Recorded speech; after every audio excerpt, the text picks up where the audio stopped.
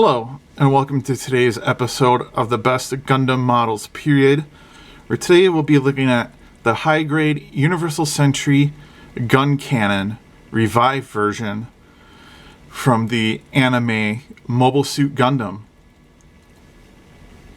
This was a standard release back in 2015. So, is the Revive version good? Well, stay tuned and find out. Also, please like, share, and subscribe, and stay tuned to the very end for a photo montage and original music written by me. So, as the name Revive version would suggest, this model kit is a remake or a redo of the very first high-grade Universal Sentry kit, which was the original Guncannon, and this version features improved articulation, detail, and is just all around better in every way. I do have the original, but I did a very bad job painting it. It's from when I first got back into Gunpla, so it'll stay buried in my closet with my skeletons. Before we talk about the improvements to the articulation, let's first talk about the paint job and go over the instruction manual. The instruction guide is partly in color, partly in black and white.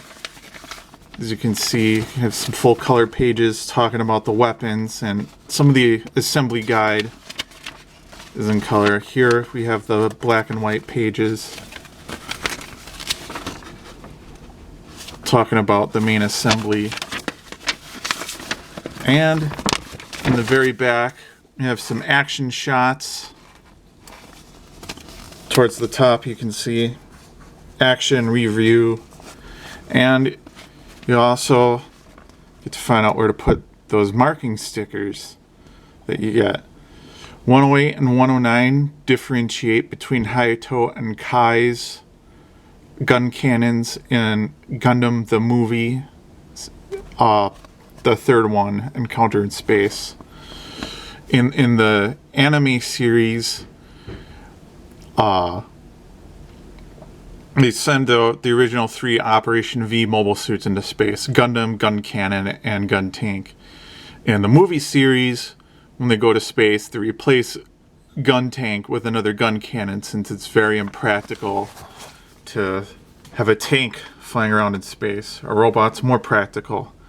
A spaceship would be most practical, but they just don't have the same appeal as robots. So, I painted this guy to match the base colors. Really, the only detail you need to paint is up here, the head Vulcan cannons, the head Vulcan guns need to be painted yellow. Also helps if you paint silver behind the visor. There are some details back there. It's hard to see in this lighting, but anyway. Yeah, I used mostly Citadel. Actually, I think I used entirely Citadel on this kit. Yeah, I used entirely Citadel paints on this kit. I painted this during a time before I started writing down my paint recipes, so I'm going entirely from memory here. I did not use primer. Primer base coat makes all the difference.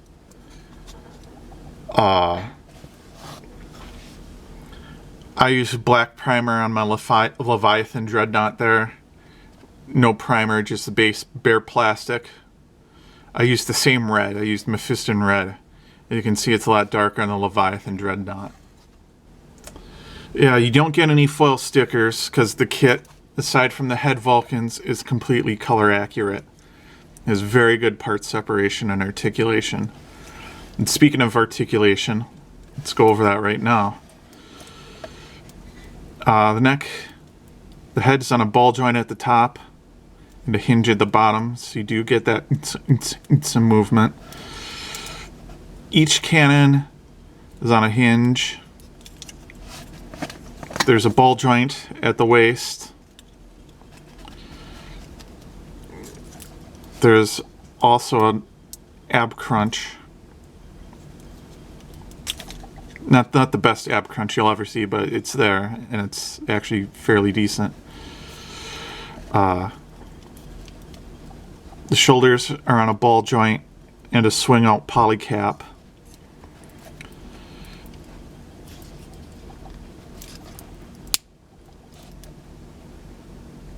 Arms move up about that far. There is a bicep cut, double jointed elbows, and ball jointed wrists. You can actually swivel. There is a bit of a swivel on that ball joint at the base of the waist. Front skirts are molded together but can be separated. Could have done a better job painting under the skirts, but anyway. You got a hinge on the side skirt. Back skirt, it's totally stuck in place. You got a bit of a swivel at the hips. Yeah, the torso likes to pop off, but I digress. You have standard peg and hinge at the hip joint. You got your hole for an action base right there. There's a thigh cut, double jointed knees, and you got, yeah, just looks like it's just a ball joint at the ankle. Another good point is there's little to no sanding required at the joints to prevent paint rub. So yeah, and very few seam lines. A lot of the seam lines are hidden as panel lines, which is premium kit design. Now let's talk about the accessories. You do get two holding hands, a left and a right, and you do get a beam rifle. That yellow part is a separate piece, a separate yellow piece, which makes for easier painting. So take that out, put the beam rifle in.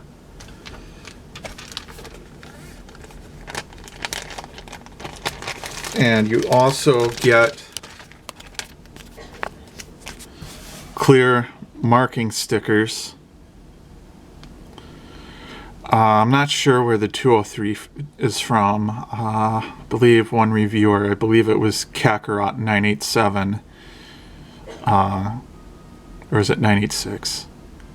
Anyway, Kakarot did say it is from a Gundam video game. Well, that is all for this review. Is the kit good? Yes, it is a very good kit. I highly recommend it. It is definitely much better than the original HGUC Guncannon, which was a very good kit for its time. But this just blows it out of the water.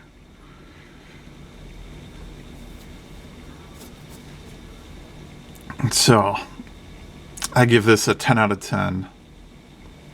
Highly recommended for any mecha fan.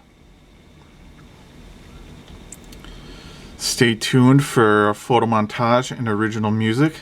This song is called More Daka, which fits the gun cannon as between the head falcons, shoulder cannons, and beam rifle. It has plenty of Daka.